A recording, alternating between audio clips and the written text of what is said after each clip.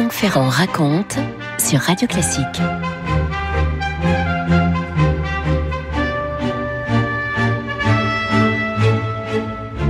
Le froid est glacial en cette soirée du 30 janvier 1933. Voilà une date historique, hélas, puisque c'est le jour de l'accession d'Hitler au pouvoir. Et dans les rues de Berlin se déroule évidemment une grande retraite au flambeau. Ils sont là par rang de 10, tous ces hommes qui portent la même tenue, culottes de cheval, bottes noires, long manteau, une casquette bien sûr, et puis au bras gauche, un brassard avec une croix gammée. Il s'agit des SA, les terribles sections d'assaut, le service d'ordre d'Adolf Hitler, qui vient d'être nommé chancelier le matin même par Hindenburg.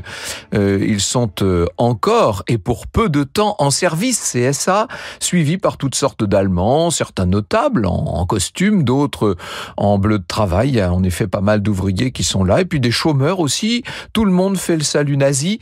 Bientôt, ils sont 25 000 à la porte de Brandebourg, à Berlin, une torche et des drapeaux nazis à la main, tandis que depuis une fenêtre de la chancellerie, Hitler est là, qui contemple un spectacle dont il avait rêvé, évidemment. Parmi les nombreux Berlinois qui sont descendus dans la rue, beaucoup acclament les SA, crient « Vive Hitler !» Certains sont même ornés de croix gammées qu'ils ont cousues eux-mêmes sur leurs vêtements. C'est le soutien à ce nouveau chancelier qui est censé sauver l'Allemagne. Depuis le matin, une jeune femme s'enthousiasme de tout ce qu'elle voit. Elle participe à la liasse populaire. Elle ne fait qu'1,50 m, ce qui fait que dans la foule, elle n'a pas pu apercevoir Hitler à la sortie de sa rencontre avec Hindenburg, mais elle lui voue à cet homme-là une véritable admiration. Elle est toute jeune, Anna Reitsch. Elle a 21 ans. Elle est étudiante en médecine. Comme elle est fervente catholique, elle voudrait devenir médecin missionnaire. Mais ce 30 janvier 1933, elle sent que quelque chose d'autre est en train de se dessiner. Un autre destin l'attend. Elle veut servir son pays. Elle veut servir Hitler qui promet la renaissance de l'Allemagne. Franck Ferrand sur Radio Classique. Anna Reitsch est née dans une famille conservatrice de Basse-Silésie, famille même nationaliste. La Basse-Silésie, on est aujourd'hui en Pologne. Elle est née en 1912. Son père était ophtalmo. Sa mère, évidemment, ne travaillait pas à l'époque. Elle est d'une origine aristocratique, la maman. Et dès l'enfance, on peut dire que cette petite fille se fascine pour la grande invention de l'époque, c'est-à-dire l'aviation. Elle regarde notamment les exploits de l'aviatrice Thea Rache, qui est la première femme allemande, pilote de voltige. Et après les cours, tous les soirs, Anna Reitsch continue de se rendre à l'aérodrome pour essayer de faire un peu de vol à voile. Elle observe les planeurs. À 19 ans, après avoir obtenu son baccalauréat, c'est pour elle le brevet de pilotage. Elle dira dans une interview qui date de 1972 « J'ai senti ces forces invisibles me soulever et m'emporter toujours plus haut jusqu'à ce que je puisse voler au-dessus des sommets. Tout devenait de plus en plus petit. Oh, c'était merveilleux, un véritable conte de fées. » L'univers de l'aviation est masculin à l'époque, j'ai pas besoin de vous dire. On se moque bien sûr de cette petite jeune femme de 40 kilos qui débarque, mais on va pas s'en moquer longtemps parce que Anna Reitsch est douée, très douée même.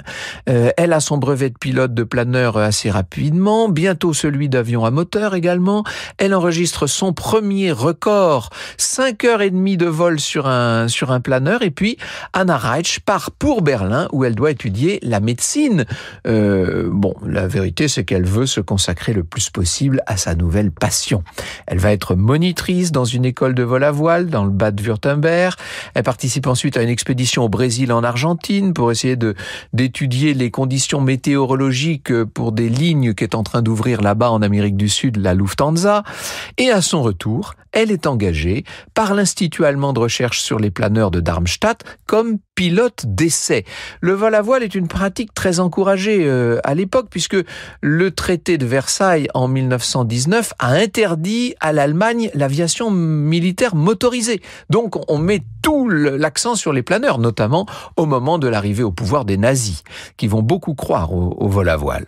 En 1936, Anna décroche le record du monde de distance de vol féminin en planeur, 305 km. Ses performances vont lui permettre d'acquérir une certaine notoriété.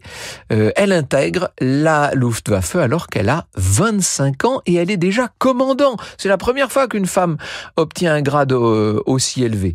Elle est connue dans le monde entier grâce à la propagande nazie qui va faire d'elle un peu, si vous voulez, une sorte de symbole d'un régime renaissant, le symbole d'une jeunesse combattante, etc. En février 38, elle est encore la première femme à piloter un hélicoptère, un Focke-Wulf FV-61. Tous les jours, pendant 2 semaines, dans un stade de Berlin, elle réussit à faire voler cet appareil, cet hélicoptère, qui est la grande découverte de l'époque. Et ça, devant des milliers de spectateurs, bien entendu. Au début de la guerre, elle effectue des essais sur des avions utilisés pour combattre, notamment des Messerschmitt, des avions extrêmement difficiles à manœuvrer. Alors elle fait la part des choses, bien sûr. Dans une interview de 76, elle dira « La machine était d'une construction si primitive qu'elle était vraiment difficile à piloter. Il fallait tellement de force. Je me disais que ce qui était trop fatigant pour moi au bout de 5 minutes le serait certainement pour un homme musclé au bout d'1 heure. » Elle teste aussi des appareils dont les dispositifs sont destinés à couper les câbles d'acier des ballons anti-aériens. On vise là notamment les ballons britanniques, bien entendu. C'est très dangereux tout ça. Anna Reitsch, miraculeusement, va sauver sa vie lors d'un atterrissage en catastrophe. On est déjà en pleine guerre. Elle est parfaitement consciente du caractère militaire des missions qu'on lui confie. En mars 41, à la chancellerie de Berlin, elle est même faite chevalier de la Croix de Fer. Elle reçoit la Croix de Fer de 2e classe des mains d'Adolf Hitler. Inutile de vous dire qu'elle est galvanisée. Franck Ferrand sur Radio Classique. Alors on est donc en pleine guerre et il serait temps quand même pour Anna Reitsch de revenir sur l'admiration qu'elle voue à Hitler, mais pas du tout en fait. Elle au contraire est encore plus galvanisée qu'elle l'était avant. En 42 sort des usines le premier avion fusée de chasse du monde, le Messerschmitt 163 baptisé Comet, un appareil qui est un petit peu le précurseur si vous voulez des avions supersoniques. C'est d'ailleurs à l'époque l'avion le plus rapide du monde, il peut aller jusqu'à 1000 km/h, atteindre les 10 000 mètres en 1 minute 30, vous imaginez ça? Eh bien, Anna Reitsch, alors que la plupart des pilotes hésitent beaucoup à tester cet appareil, elle monte à bord. Elle sait qu'un certain nombre de pilotes avant elle ont perdu la vie dans ce genre d'essai. Eh bien, peu importe, elle prend les commandes de ce Messerschmitt 163. Sauf qu'à peine 5 minutes après le premier décollage, eh bien, l'avion n'a pas assez de carburant. Il a été mal réglé. Bref, il va falloir essayer d'atterrir. Anna Reitsch, disons les choses, perd complètement le contrôle. L'avion va s'écraser dans un champ. On se dit cette fois, elle est morte. Eh bien non, elle survit au crash. Elle a certes de multiples fractures, une prothèse qui remplace son nez cassé lors de l'accident, mais il n'empêche qu'elle est là toujours et elle dira qu'elle garde un bon souvenir de cette expérience manquée. Ce vol était fascinant, j'ai eu l'impression de faire un trou dans le ciel, dit-elle. Oui, vous commencez à comprendre un peu la personne dont nous parlons ce matin. Elle est un peu bizarre, c'est le moins qu'on puisse dire. Mais son courage reste un modèle pour le régime nazi et Hitler va lui décerner cette fois la Croix de Fer de 1re classe, de quoi lui donner la force de se remettre. Les médecins avait été pessimiste sur la possibilité de Reitsch de pouvoir voler de nouveau, eh bien après avoir motivé les troupes allemandes mobilisées sur le front Est, la voilà qui, malgré les revers subis à la fin de l'année 42, pense qu'elle peut encore rendre service à l'Allemagne. Elle est convaincue que l'Allemagne va encore gagner d'ailleurs, et elle veut à tout prix se mettre au service du régime. Donc, sitôt remise de son accident, elle va effectuer un essai à bord d'une fusée V1 transformée en avion, en version pilotée, vous imaginez ça? Reitsch va une fois de plus échapper à la mort après un atterrissage difficile, mais elle est certaine que cette fusée V1 embarquée sur un bombardier est la solution qui devrait permettre à l'Allemagne de vaincre les Alliés. Elle veut également mettre en place des missions suicides, enrôler des kamikazes qui devraient utiliser des Messerschmitt fixés sur un bombardier et s'écraser sur des cibles alliées. Elle ne manque pas d'idées. Elle a un soutien de poids pour essayer de convaincre Hitler de mettre en place ces espèces de missions suicides, c'est Otto Skorzeny, vous savez, qui est très proche du Führer et qui est connu pour ses opérations très audacieuses. 70 volontaires vont être recrutés, formés par Anna Reitsch, mais finalement le projet est abandonné. Il faut vous dire que là maintenant, la défaite de l'Allemagne paraît inévitable. On est à l'automne 44, et d'ailleurs c'est à ce moment-là qu'Anna Reitsch va recevoir des documents qui prouvent prouve l'existence de camps d'extermination, qui prouve l'existence des chambres à gaz. Elle est un peu interloquée sur le coup. Elle va en parler à Himmler, qui lui dit qu'il ne s'agit que de propagande ennemie. Et elle préfère la version d'Himmler à celle des bonnes âmes qui se sont chargées de la dessiller. Elle est persuadée que le régime ne pourrait pas commettre de telles atrocités. Il est là pour le bien de l'Allemagne, pour la grandeur de l'Allemagne. Et elle va montrer une fois de plus sa dévotion à Hitler. Elle décide d'accompagner le général von Greim, qui est le commandant en chef de la Luftwaffe, jusqu'au bunker où se trouve Hitler. À ce moment-là, on est vraiment dans les dernières heures, hein. On est à Berlin, bien entendu, Berlin en ruine, encerclé déjà par l'armée rouge. Le 26 avril 45 à 17h, depuis un aérodrome qui est situé à 20 km de Berlin, Anna Reitsch prend place dans un petit avion biplace qui est piloté par von Greim. L'appareil décolle, mais comme il fallait s'y attendre, évidemment, la DCA russe, soviétique est là, bien entendu. Il faut essayer d'échapper à tous les tirs. L'avion est touché à plusieurs reprises et soudain, aux abords de Berlin, un tir d'artillerie va traverser le cockpit et atteindre le pied de Greim, qui est au palonnier, qui est aux commandes.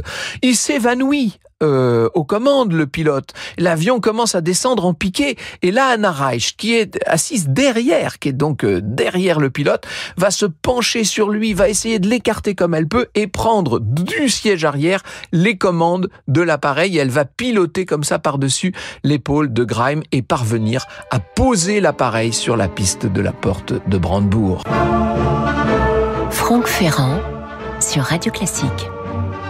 Elle a réussi à faire cet atterrissage absolument extravagant dans Berlin en flammes. Anna Reitsch, elle réquisitionne une voiture et puis avec Greim, elle va se présenter devant Hitler dans le bunker de la chancellerie, hein. Là où se trouve le dernier carré de fidèles, avec notamment la famille Goebbels, vous savez. Le Führer, qui pense qu'un retournement de situation est encore possible, va promouvoir Greim au rang de Feldmaréchal et le nommer chef de la Luftwaffe à la place de Göring. L'armée de l'air allemande est anéantie en vérité. Le 28 avril, Anna Reitsch va trouver Hitler complètement abattu. Himmler est déjà en train de négocier avec les Alliés, hein. Elle écrit dans une lettre à son frère: il se démenait comme un fou, son visage empourpré était devenu méconnaissable, puis il est devenu blanc comme un linge et offrit le spectacle d'une vie déjà éteinte. Anna Reitsch et Greim veulent néanmoins rester auprès d'Hitler, qui refuse. Elle insiste, elle propose à Hitler de l'exfiltrer du bunker, de l'emmener grâce à son avion. Mais Hitler la congédie, après lui avoir confié une capsule de cyanure pour le cas où elle devrait se suicider. C'était comme ça à l'époque. Peu après, le visage baigné de larmes, nous dit Joachim Fest dans l'ouvrage Les derniers jours d'Hitler, l'aviatrice quitta le 29 avril le bunker avec von Greim, après avoir réussi contre toute attente à sortir de la capitale. Elle devait raconter son séjour à Berlin au général Koller, décrivant ce qu'elle avait éprouvé en ces termes: il faut s'agenouiller avec vénération devant l'autel de la patrie.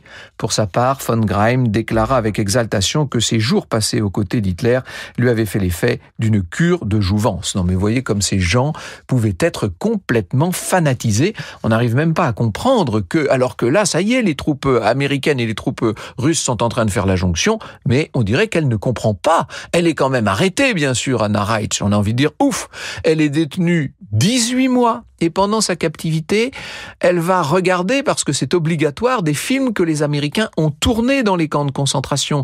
Elle est toujours convaincue néanmoins qu'il s'agit de propagande et qu'on lui ment. Elle va être blanchie en 1946 parce qu'après tout, elle n'a pas commis de crimes de guerre et elle rentrera chez elle comme tant et tant d'Allemands, n'est-ce pas?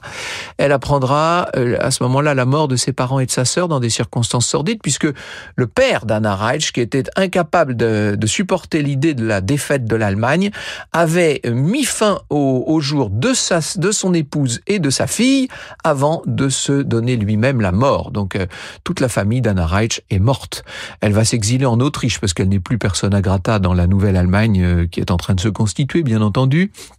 Et là, il y a cet épisode incroyable où on la voit entretenir une correspondance avec Yvonne Panier, qui a été déportée à Ravensbrück. Et Yvonne Panier, après la mort d'Anna Reitsch, écrira « Peu après mon rapatriement, je me suis consacré pendant des mois à des tournées de conférences en Allemagne pour la réconciliation franco-allemande. C'est à cette occasion que j'ai connu Anna Reitsch. J'ai moi-même traduit son livre « Aventure en plein ciel » en 1952. Un même sentiment d'amour de la patrie nous rapprocha, bien qu'ayant combattu, dans des armées adverses. Oui, ça c'est vraiment le moins qu'on puisse dire. Franck Ferrand sur Radio Classique. Alors au cours des années 50, Reich voyage un peu partout, elle se rend en Inde, elle va travailler à la mise sur pied d'un réseau de planeurs sous les ordres du Premier ministre Nehru. En 61, elle est invitée à Washington par le président John Kennedy. L'année suivante, elle va monter une école de vol à voile au Ghana, sauf qu'elle travaille avec le président Nkrumah, vous savez, qui est un terrible dictateur et qui sera renversé en 66. Elle est donc à ce moment-là expulsée du Ghana.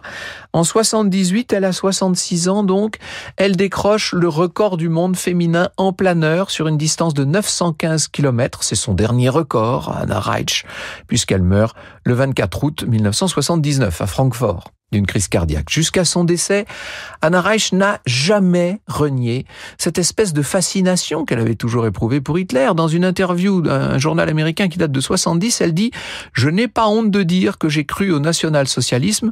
Je porte toujours la croix de fer avec des diamants qui m'a été remise par Hitler. » C'est assez incroyable cette histoire. Et si j'ai voulu vous la raconter ce matin, c'est pour vous dire à quel point, jusqu'à une période relativement récente, certains n'avaient pas du tout tiré les conclusions de la Seconde Guerre mondiale. Vous écoutez Radio Classique.